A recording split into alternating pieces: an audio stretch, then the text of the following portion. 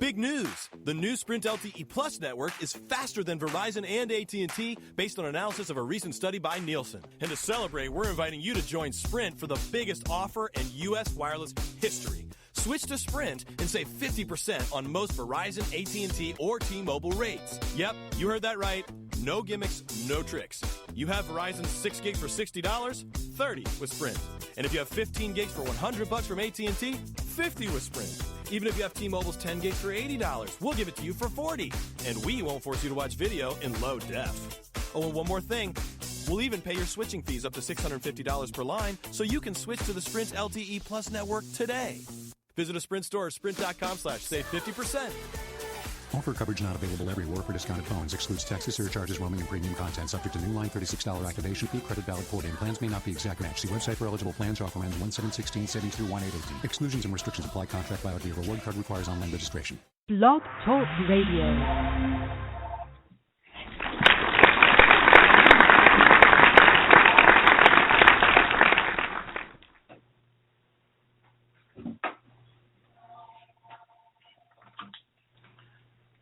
And I guess we're here on a Monday, 12 noon, a little bit different network.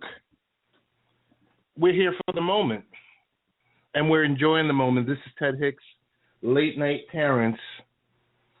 A little bit of a different show today. I mean, we're still going to have the same subject matter experts on the show, but we're doing it at noon. We're trying something new.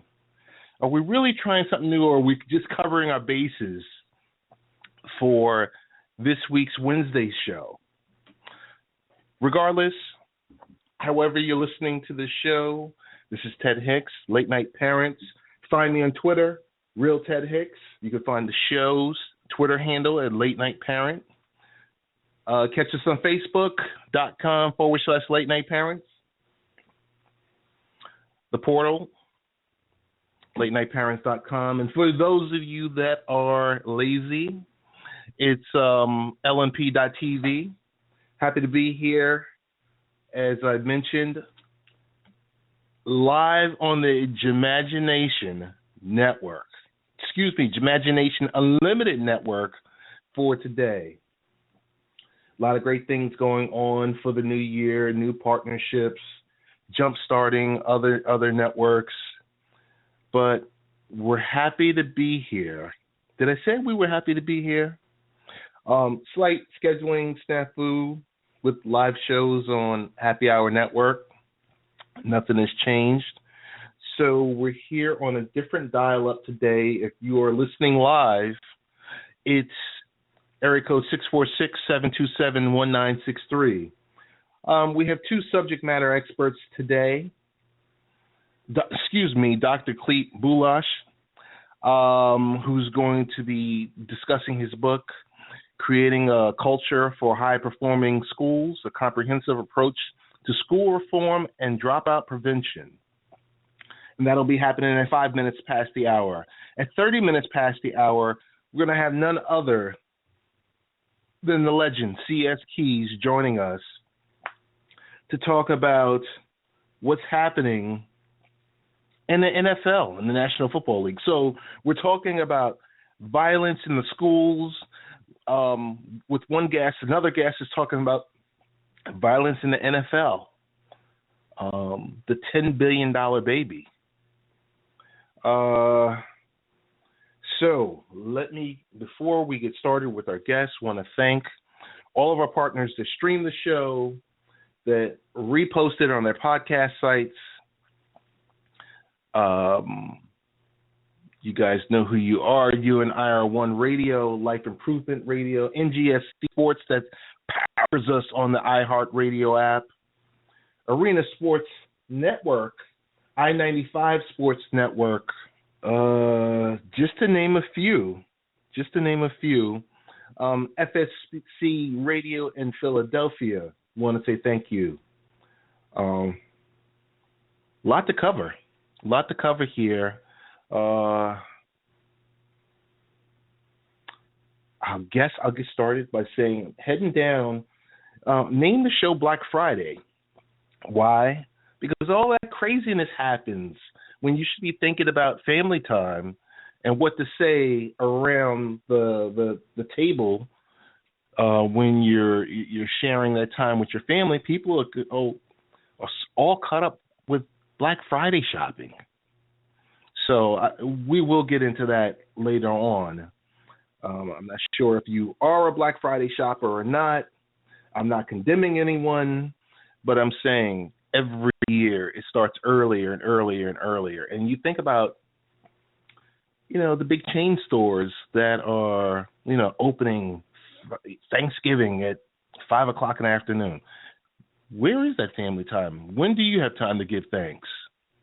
Just a few things to think about. As I mentioned, we're on the Imagination Network today, 646-727-1963.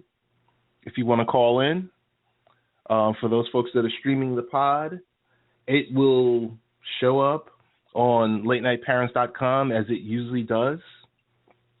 But I guess without further ado, we're going to get in, because at 5 minutes past the hour, which it is now, our first scheduled guest.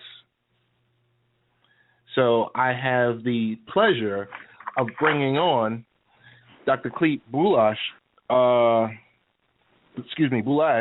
who uses his book, Creating a Culture for High-Performing Schools, a comprehensive approach to school reform and dropout prevention, and basically discuss what's going on in the schools today, these tragic school shootings that seem to happen time and time again.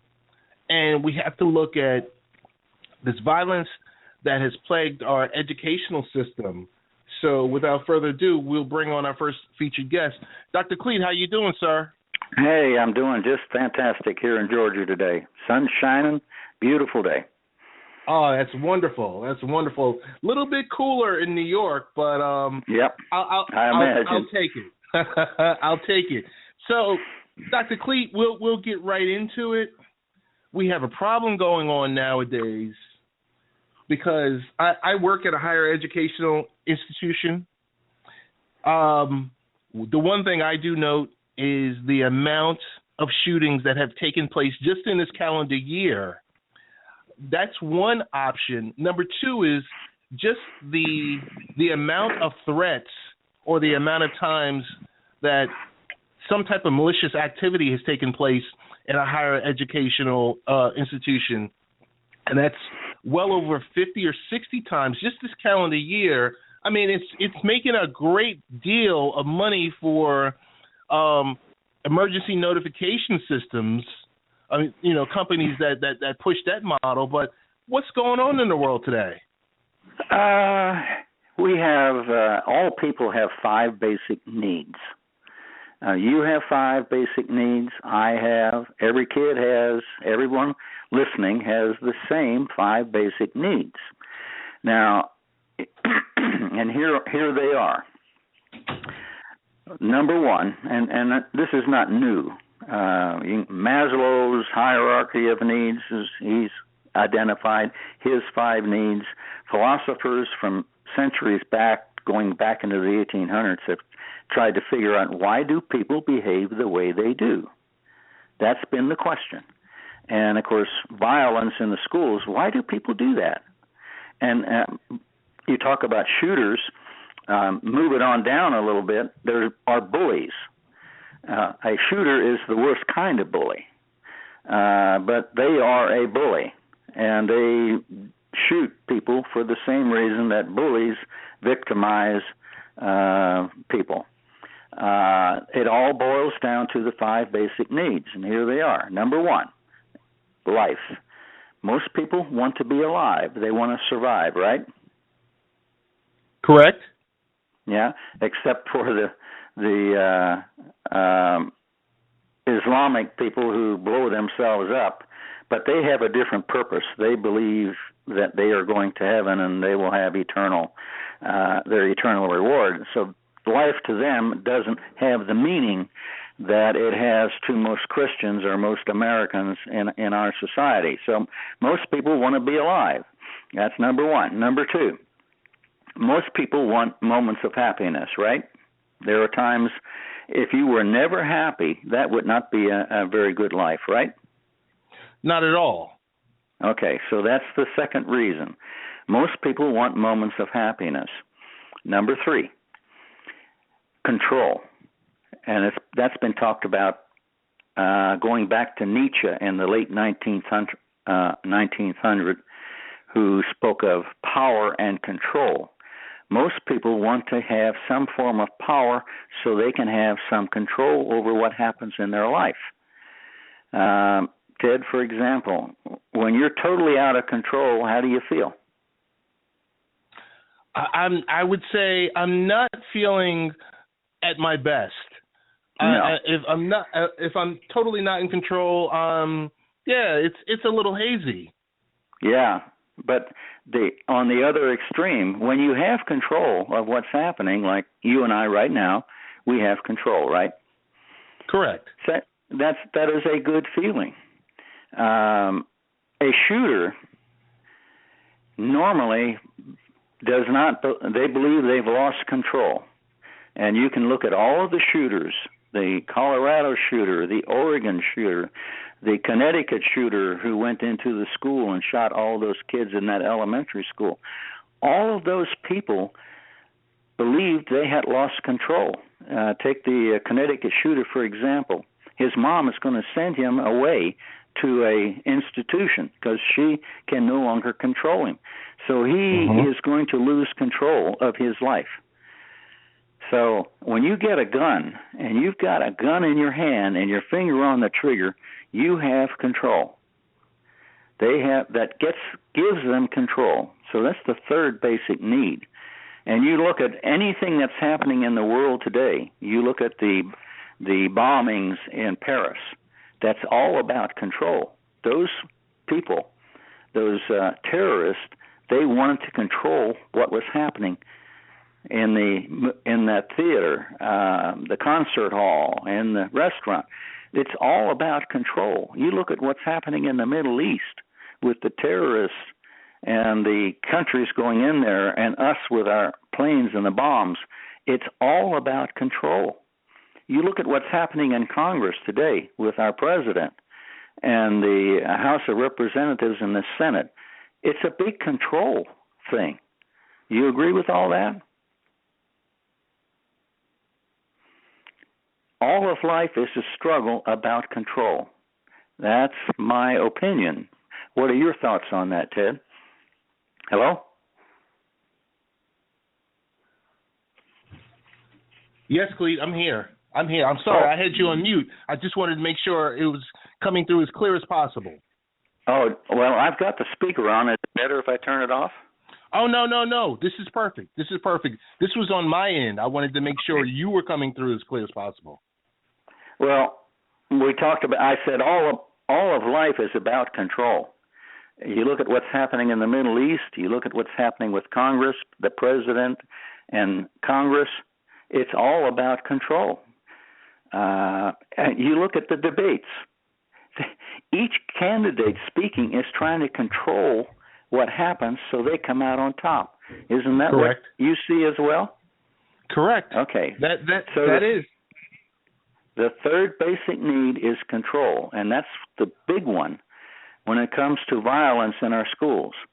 The shooter or the bully is taking control back. For some reason in their life, they've lost control, and they feel like they have to get control back. And when you put a gun in their hand and put their finger on the trigger, they are in control. And that's sad, but that is true. That's the third basic need. Here's the fourth basic need. Caring. Everybody listening out there needs to feel like somebody cares about them as a person. That is a basic need, to know that somebody cares about you.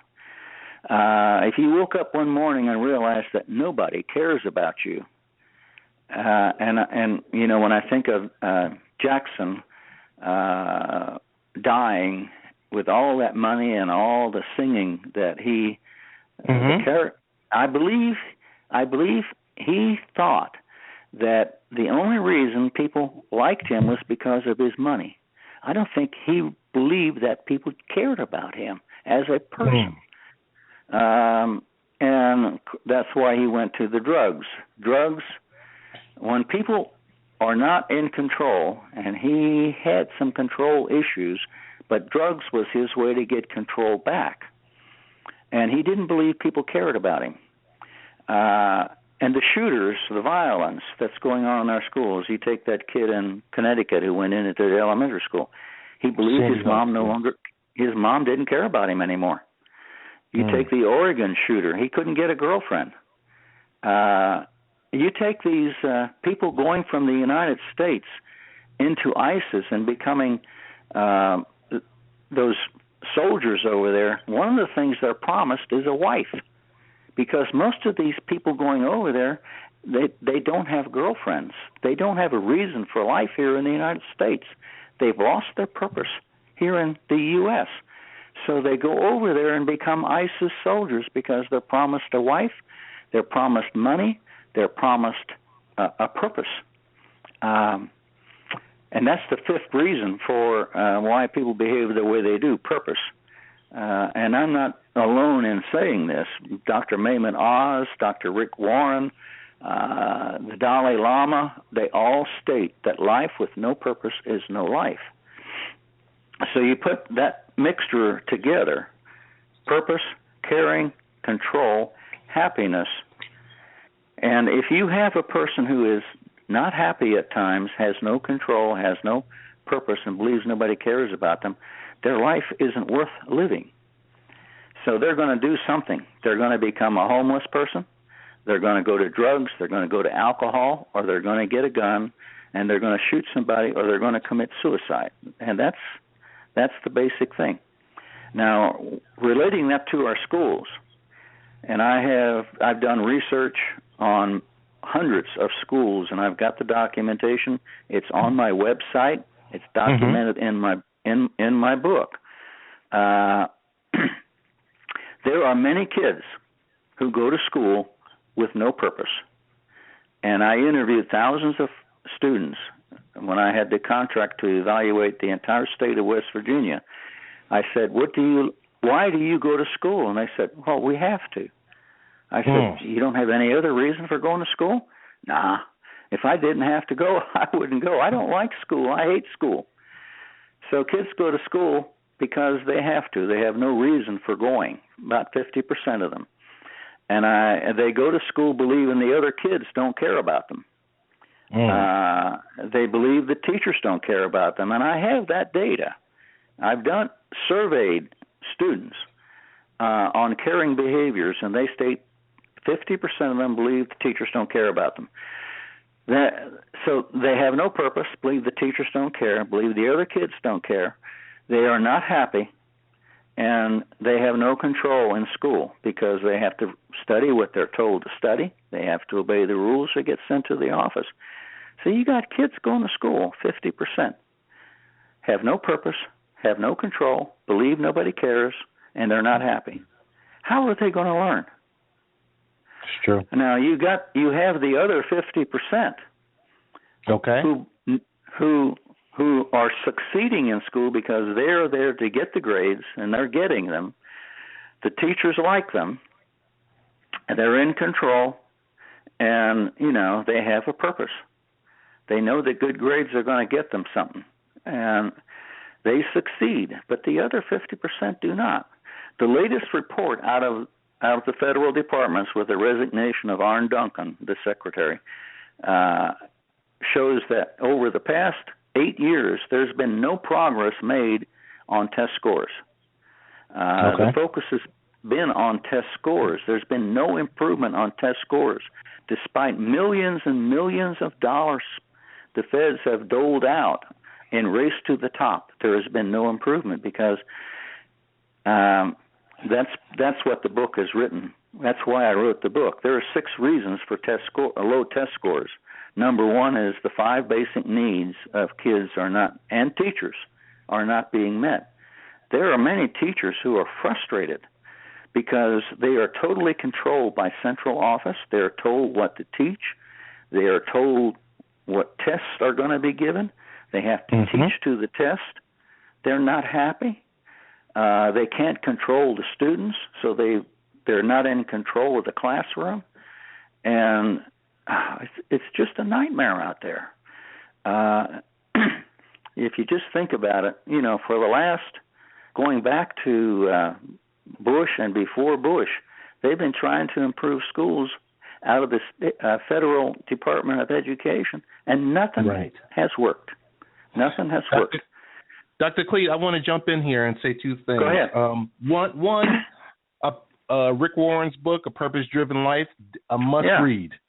A must-read. Yes. And number two, I was going to say to you, in regards to low test scores, in regards to trying to fix education, does excuse me one second, does Common Core help or hurt the situation? Hurts. And here's the reason why. Almost all the stuff coming out of the feds deals with curriculum, with what teachers teach. Trying to control what teachers teach. The Common Core gives everybody in the United States a Common Core. Well, in Alaska, what's important in Alaska is not what's important in Florida or in New York City or in Atlanta. What's important in the city schools in Atlanta is not what's important in Peachtree City, one of the wealthiest school districts in the state in terms of the salaries of the people who live in that community. Peachtree City is where all the airport pilots live. They're very, very wealthy.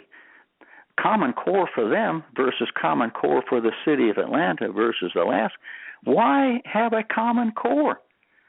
You know, every community should have a different curriculum based on what's important in that area. Common Core is a disaster. The feds try to improve schools by focusing on curriculum. Here's the 6 reasons why that will not work. Number 1, the school climate in most schools is not good. In the state of Georgia, they surveyed 2,600 schools in the state of Georgia on climate, and only 10% had a really good climate. 10%. Well, you know, when you walk into a school and the people don't get along and don't feel good about what's going on in that school, how are you going to get good test scores out of that? Number 2, the 5 basic needs aren't being met. Number 3, power and control. There's an overemphasis on control in schools. When people try to control you, Ted, do you resist? Of course you do. It's a natural human tendency. The more people try to control you, you resist. Well, if you have discipline problems in a school, the teachers have to control more and more and more and more. The administration has to control more and more and more. And the more you control, the bigger the problem gets. That's one of the problems. Now, in my book, our book, we talk about how to give control to people without giving it up, because if you're a school principal or a teacher, you cannot give up control.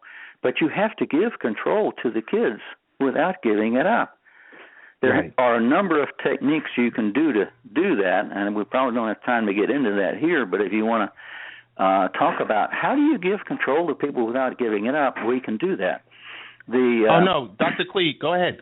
Go right ahead. We have a few minutes. Well, the 4th reason for low test scores is levels of openness and trust. Teachers don't trust administrators. Teachers don't trust each other. They are not open with each other. They're afraid to say things because it'll come back to haunt them. So levels of openness and trust are not what they ought to be, and I've got the data to prove that. And just think for a minute, Ted. Are you married? Yes, I am. Okay.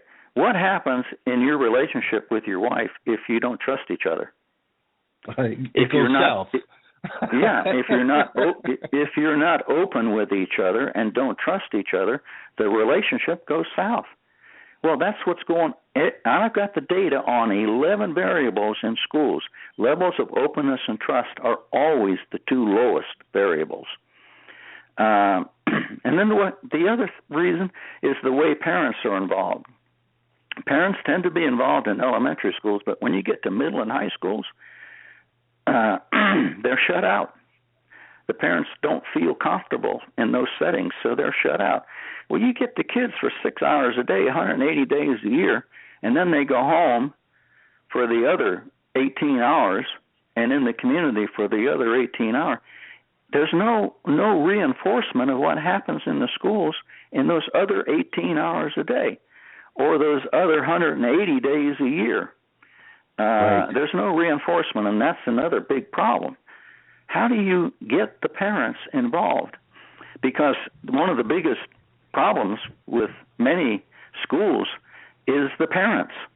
The parents at home are not good citizens. You know, they're on welfare. They're single-parent families.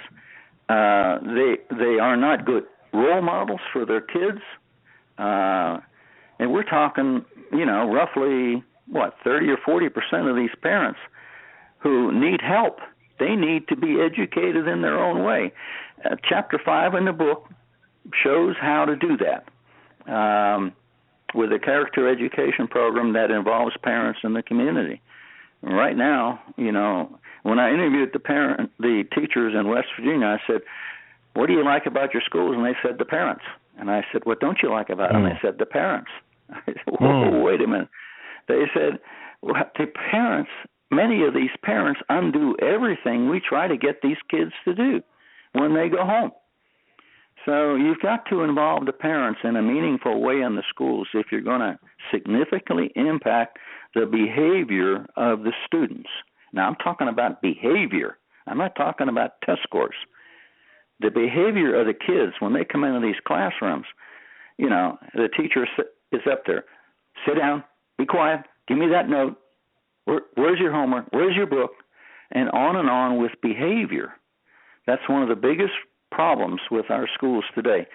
The time lost to the instructional process because teachers have to correct the misbehavior of students. That is number one. I'd say 30 days a year of instruction are lost because teachers have to stop teaching to correct kids. On an average hourly day classroom, teachers have to stop 5 to 10 times every class period to correct misbehavior in the classroom. That's time lost. Where do you want to go from here, Ted? Unbelievable. We're gonna wrap this up right now because I think we're gonna need to have you come back for a one-on-one where we can have a little bit more time because we have another guest in the queue. Dr. Clete, want to thank you, and for the most part, give the listeners my website if they want to look up any of the other stuff I've been talking about. www. Do you have it?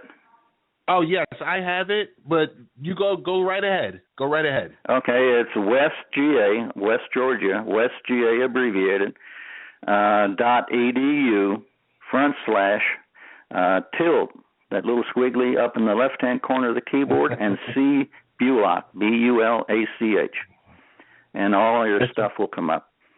That's wonderful. We're going to post it on the Late Night Parents site. Want to say thank you. Also, where can we get your book? Oh, it's on my website or Amazon.com. Put in the last name, Bulach, and culture, school culture, climate, and it should come up. Got you. Dr. Clete, thanks so much. We want to definitely have you back in the near future. Thanks for taking the time today. I appreciate it, Ted, and good luck to your brother. All right, thanks again. And that's Dr. Clete Bulach joining us to talk about creating a culture for high-performing schools, a comprehensive approach to school reform and dropout prevention. I shared with Dr. Clete recently my brother-in-law was in a motorcycle accident and I'm going to see him for Thanksgiving. He's on the road to recovery. There's been all thumbs up. Rehab is scheduled to get started very shortly, and really excited about that. During the first week, second week of December, I'll be in the Prince George County, Virginia, doing some work down there, collectively helping him along with the rest of the family to getting back on his feet and doing everything that he needs to do to, jumpstart his life. Accidents are what they are, so that is kind of where we are. So it was great to have Dr. Clete come through and talk with us about what's happening in schools, because we see about these massive shootings and everything that's happening, and we need to know the steps it's like you kind of need to know where the root cause is happening. Why is this stuff happening? How do we prevent it? We discussed Common Core. We discussed bullying. We discussed overall violence. But this program right here, the episode is for Black Friday. So real quickly, I'm not sure who's going to be out there on Friday doing, shopping or waiting on lines at these box stores or these franchise stores. But you guys, you got to be careful out there, because every year we watch on TV and people are getting trampled and, all that insanity. There's something called the internet.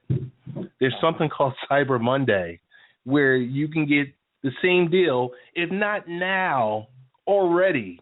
Because if you notice on TV, everyone's reporting that, hey, you can get this deal right now. So you don't have to stand out on the line. Don't put your life on the line for a 4K TV for $300. Why? Folks, because they only have about seven of them in that store. And there you are standing out there tussling around with people over this type of stuff. Okay? I guess that was my PSA from me to you. But without further ado, we have a second guest in the queue. I would say I like to call him a legend. None other than a good CS Keys from out in San Diego, California, where we'll spend some time talking about the NFL. CS, what's going on, brother? Hey, man, I can't call it. How you doing, my man? Pretty good. It's always a pleasure to have you on the show, because I don't know, you don't feel like a guest. It feels like you're right at home, because as often as I've been on your show to talk whatever the sports is or whatever the topic is, I wanted to extend that because there's something going on in the NFL. I don't even know where to start, so I'll throw out topics to you, CS, and you tell me your thoughts on it. Let's roll with it. All right. I'm going to say 2 words. It's one name, Cam Newton. Superman Cam. Superman Cam. Like he said last week, which I thought was a great quote from him, when some of the other players on the other team were complaining about him dancing in the end zone. Like he said, then keep me out the end zone. And right now, you can't keep him out. Actually, Carolina, I'm going to say, is a surprise. Their defense is not a surprise to me, but the offense is the biggest surprise. And his maturity, meaning Cam's maturity, has really come to the forefront. Carolina's looking tough, man. They're looking tough. They're looking tough, and I'm going to tell you, I was a little pissed off last week because I wanted to speak with you last week one-on-one, and I think I should have just picked up the phone when everyone should have been talking about back then, the 9-0 Panthers a week ago. They were talking about what some lady wrote, some letter she wrote. Oh, yeah, about gyrations and all of this other stuff, and come on. Like it was said before, Aaron Rodgers gets commercial out of doing his dance, and then Cam wants to get criticized for doing his. So, I'm not going to go as far as the racial thing, but I'm going to go as far as the racial thing, because that's what it is. I mean, that's what it is. Now. Come on. Come on, CS. Come on. Hey, want to know your thoughts on? I mean, we all kind of know this was the beginning of the end for Peyton Manning, but do we have is it too soon to say we have a quarterback controversy? No, I wouldn't say that because I thought last year, as he started to decline last year, and of course we found out there was an injury to his leg, I believe it was. But last year, the second half of the year, Peyton was not looking like the Peyton of old, and that's just Father Time. Father Time is undefeated, and once one injury comes, every other injury is going to come about. And this year, from the beginning, from week one, Peyton wasn't looking good. I mean, I know Bronco fans out here in San Diego who were just hating on Peyton because he wasn't really producing like he used to produce back in the day. And now it comes to fruition that he's got another injury. But I don't think there's a controversy at all. I think Brock Osweiler, they've been grooming him for a number of years to be his backup, be his replacement. And right now they're just going to see what they have in him. I think that's fair. So tell me, is Jameis Winston a boss? Jameis Winston. I have so many conflicting thoughts about him. I hope it's not the case, but I know he's an accident waiting to happen. There are certain things that are just you, and he can try and be, say the right things, do the right things. He's like Johnny Manziel. Something's going to happen sooner or later because it's your personality. And that's the feel I get for Jameis Winston. Something's gonna pop up. He gonna steal more crab legs. He gonna do something stupid that's gonna make the news again. And who you are is who you are. You can't hide it. And to me, that's that feel I have about him. Something's gonna happen to him that he's gonna blow up. Tell me about we got to address the 800-pound gorilla in the room. Because we get it from I get it from a lot of people on Twitter, and I'm sure you do too. The Cowboys and Greg Hardy. Oh my God! I mean, and you had asked me some questions about Greg Hardy last year on your show, the CSK show, about Greg Hardy, and we were both. I guess we both felt uncomfortable. What is your take on Greg Hardy and Jerry Jones and just the blow up? This is my thing. Yeah, this is my thing. I read the transcript of the original trial, and I had said then, if anybody would just read the transcript, he wouldn't be in the league at all. And now all of a sudden the pictures come out after he signed with the Cowboys, and That's exactly what I said. Now you see what was written. The only reason why he wasn't in jail is because he paid the girl off. Everybody knows that. It's a known fact. He paid her off, and he's really shown no attrition. He showed no apologetic. I mean, nothing. Even on the sidelines when he blew up with Dez, that showed you Greg Hardy, and that showed you a little bit about what she may have saw in him. This was controlled on the sideline. When they were by themselves, he just went ballistic. But there's no way in the world, and I never advocate anybody losing their job or anything like that, but when you're getting paid millions of dollars and you do something like that, and as Jerry Jones would say, he's a leader on my team, there's something wrong there, man. There's something wrong there. So what's happened? Is Jerry Jones just lost his mind?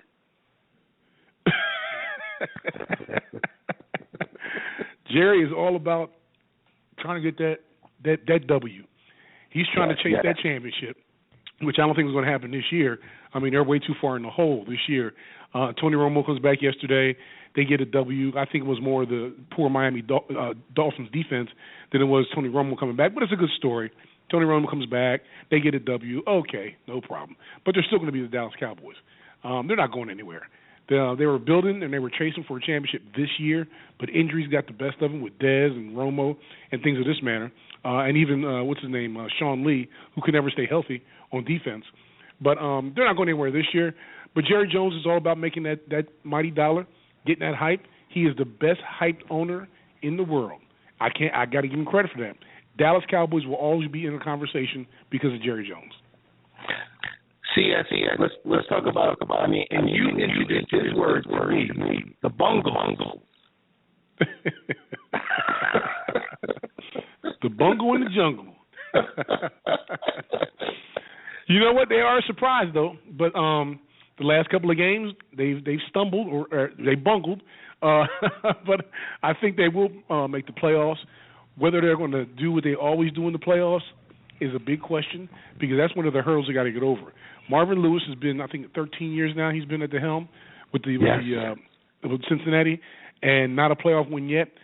Like I said, I never advocate for nobody losing their job, but if you're a head coach that long and you haven't produced in the playoffs, it's about time to open up the one ads. And that's what's so amazing because you and I have spoken in the past, and I said I'm a fan of Marvin Lewis, and I don't know how he does it. I don't know how he does it. No, I don't know how he. I mean, the family that owns the Bengals, the Browns, I think it's Paul Brown's son, or whatever his name is. They must be the most lenient people. I want to get a job there. Shoot. I won't worry about losing my job. We got to touch upon Greg Hardy. I mean, we touched upon Greg Hardy. We don't want to do that again. We want to touch upon the Cardinals and Carson Palmer because I saw something over the last 2 weeks. I mean, I guess the infinite wisdom of the NFL with showcasing them 2 weeks in a row on Sunday Night Football. Thursday night. Are they the real deal? Are they the real deal? Yeah, Arizona was the real deal last year. Their problem was that he got hurt last year.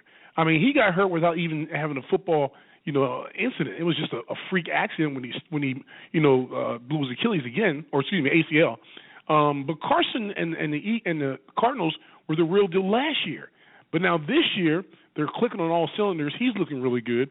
But I've seen that in Carson before in Cincinnati. It just didn't work out in Cincinnati. But right now in Arizona, they got the defense clicking, the offense is clicking, their special teams is clicking. I mean, you got all 53 men on that team focused on one thing, and it's showing on the field. All right, I got to touch upon. I'm going to say the name. I mean, when we think of Vikings, we usually think of AP, but Teddy Bridgewater. What has he shown you this season so far? I got to kind of eat my words on Teddy Bridgewater because last year I was saying, he's going to be a bust. He's not going to be a very good quarterback.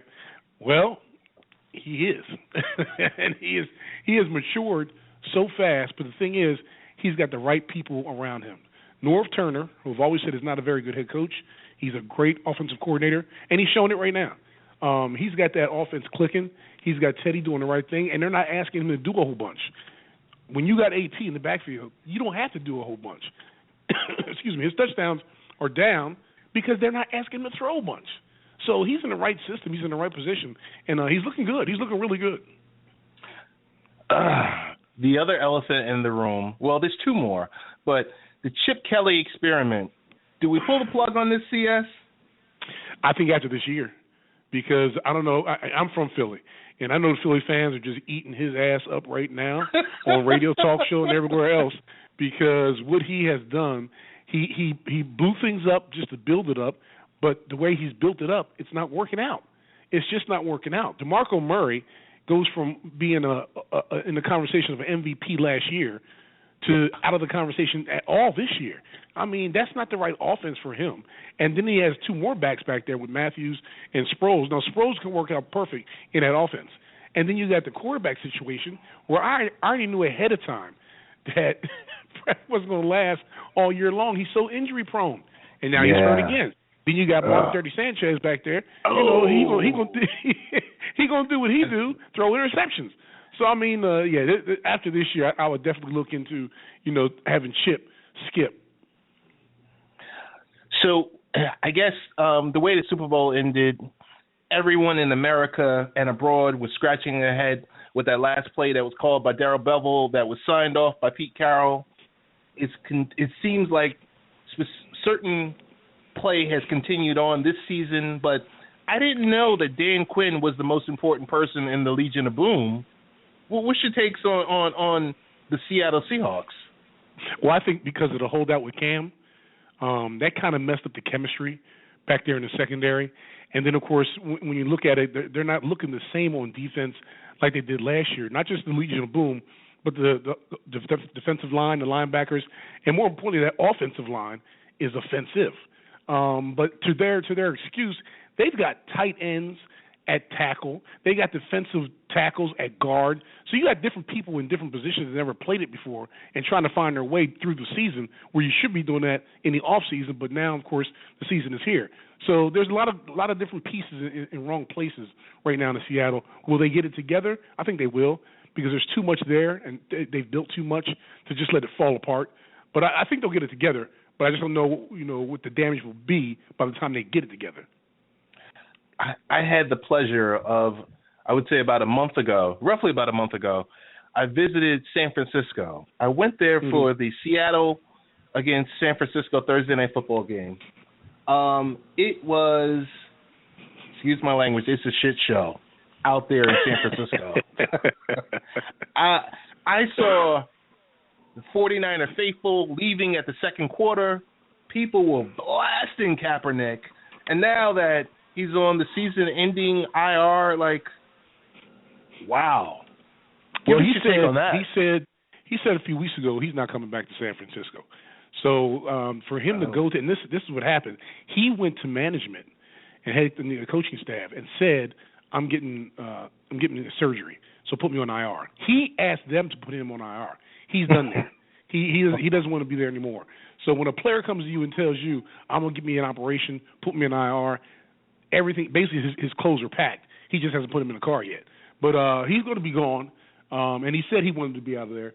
And things have just imploded in San Francisco. Since Harbaugh left, things have just started blowing up in their face. You got young guys who are retiring, in their second and third year. Right. Dudes are it's a mass exodus out the door before the season started.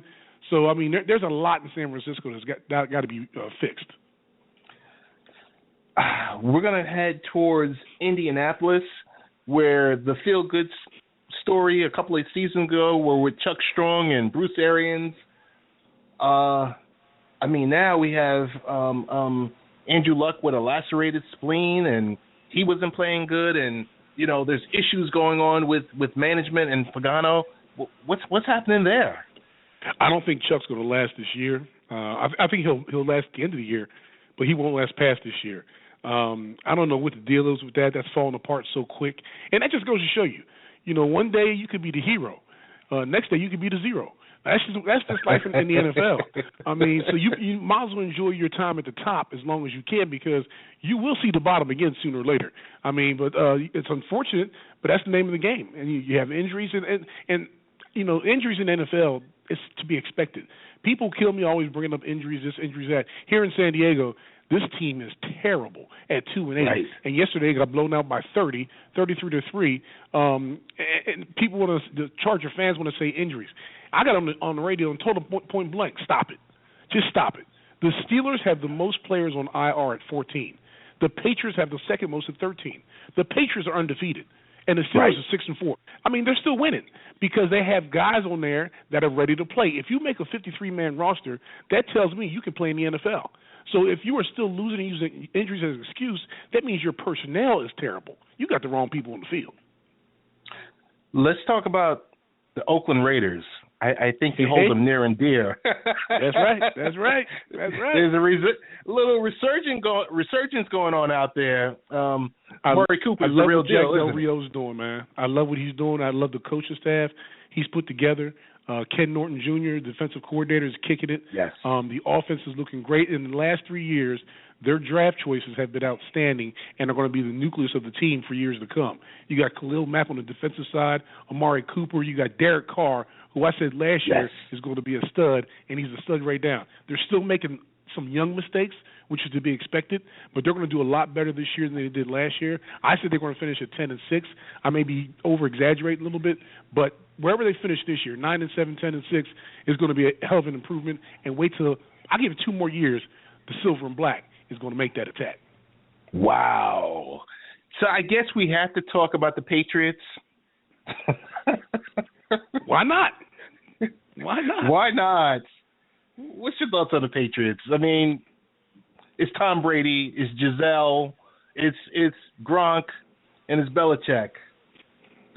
What else can we say about them? It's a system that works. Like Belichick says to everybody, just do your job. Don't worry about somebody else. you do your damn job. And they've got injuries all across the board in New England. But every person that steps up, they do exactly what Belichick says, do your job. And they're still rolling. Tonight should be a hell of a game with the Bills and your boy Ryan.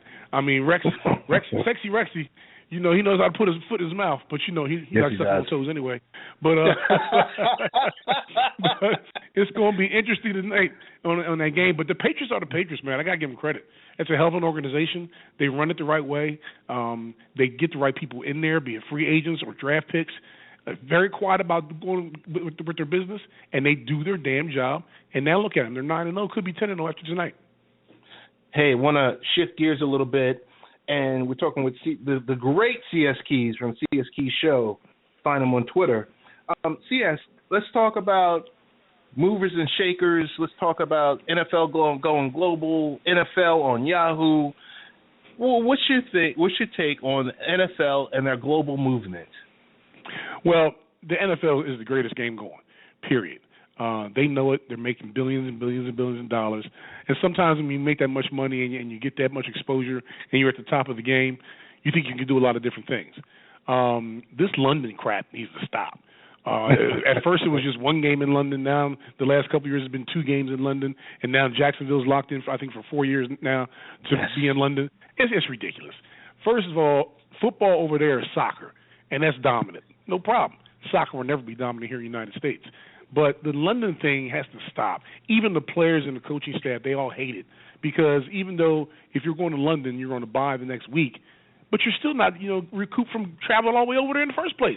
So It's not going to be a movement over in London. I know it's a moneymaker. That's all it is. But they need to stop that.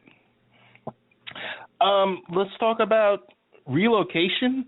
The Rams, the Chargers, the Raiders, the arms race has started.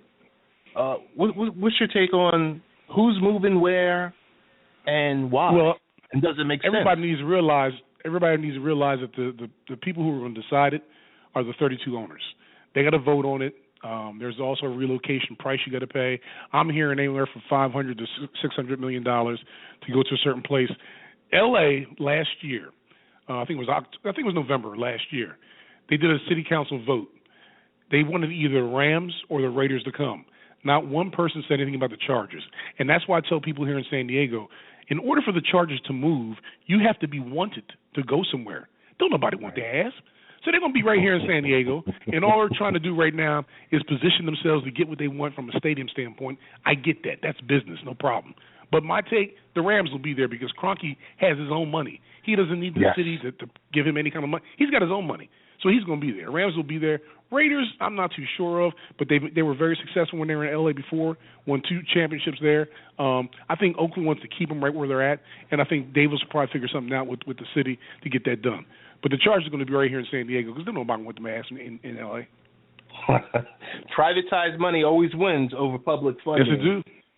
We want to talk about the rash of injuries. I mean, my fantasy league, everyone's fantasy leagues are shot, but we're noticing now that we have, on a constant Sunday football, Thursday football, Monday football, you have football out in London. You tell me these guys are not healing. And, I mean, yesterday our boy Joe Flacco, Mr. Elite. Yeah. Yep. Down goes Flacco. So how do we fix this? Well, the thing is, ever since the new CBA came out, the collective bargaining agreement a couple of years ago, and they cut down on the 2-a-days, they cut down on the things in practice that you're supposed to do.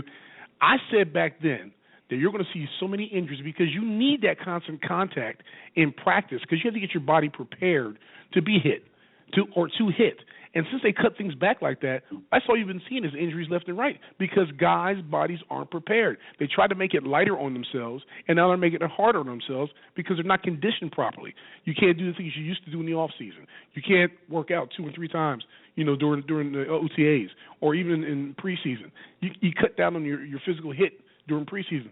And that kind of stuff takes its toll on the body in the sense that your body's not prepared to play. And that's the reason why you're seeing all these injuries. You got it. CS, if you're looking into a crystal ball, tell me, who do you see this year potentially playing in Super Bowl 50? If I was looking into a crystal ball, Lucy Liu would be my wife. And then yeah. she needs to stop calling me. But the way it looks right now, man, it looks like it's going to be a head first crash course with New England and Carolina, because both of those squads are balling, man. If the playoffs were to start right now, those teams have hit their stride and they're maintaining it. So right now, the way it looks, I mean, they're both undefeated. So I mean, it's an easy call for some people. But if you look at the team itself, on the offensive and defensive side of the ball, special teams, the backups, it looks like New England and Carolina are looking face-to-face for Super Bowl 50. Oh, my goodness. CS, I'm going to tell you, it's been so great having you back on this show here. And like I said, the brotherhood continues. Tell us the best ways to get in contact with the great CS Keys. Hey, I appreciate you having me on, my man. You know, Ted, how it goes. But they can follow me on Twitter and Instagram at CS Keys Show. And it's real easy. I respond to everything. Yes, you do, sir. Yes, you do. So I want to give you a round of applause, CS. Appreciate it, bud. Appreciate it. Anytime you need it, man, I'm right here for you. Definitely. Thanks so much, CS. You got it, buddy. And that was the great CS Keys. As always, I mean, football aficionado. I'll put CS head-to-head against any of these other so-called podcasters and TV analysts. I really would. But really quick, we're going to wrap up today's show.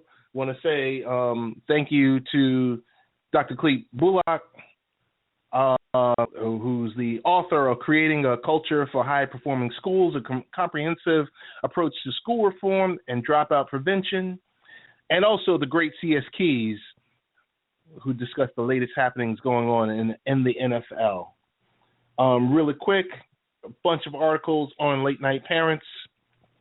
If you're into that Black Friday type stuff, we have a couple of savings through Wallet Hub. Folks that sponsor the show, we want to thank Turf Mutt. It's bringing together people's families and pets need landscapes to play. Also, we have the American Mothers. They announced their 2016 National Fifth Grade Essay Contest. And I'm going to say lastly, the 5 tips to maintain balanced emotions while caregiving this holiday season. Our friends at the Care Trap. Also, we want you all to have a wonderful Thanksgiving. Thank you guys for all that you do. We appreciate you. Listen to the podcast. Visit the site, latenightparents.com. Hit us up, Real Ted Hicks on Twitter or Late Night Parent. You can go to Facebook. Every once in a while, we'll have something up there, or we'll have one of our new blogs.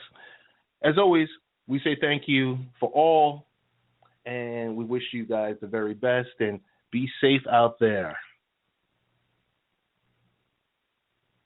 Big news! The new Sprint LTE Plus network is faster than Verizon and AT&T based on analysis of a recent study by Nielsen. And to celebrate, we're inviting you to join Sprint for the biggest offer in U.S. wireless history. Switch to Sprint and save 50% on most Verizon, AT&T, or T-Mobile rates. Yep, you heard that right.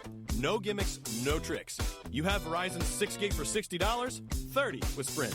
And if you have 15 gigs for $100 from AT&T, $50 with Sprint. Even if you have T-Mobile's 10 gig for $80, we'll give it to you for $40. And we won't force you to watch video in low def. Oh, and one more thing.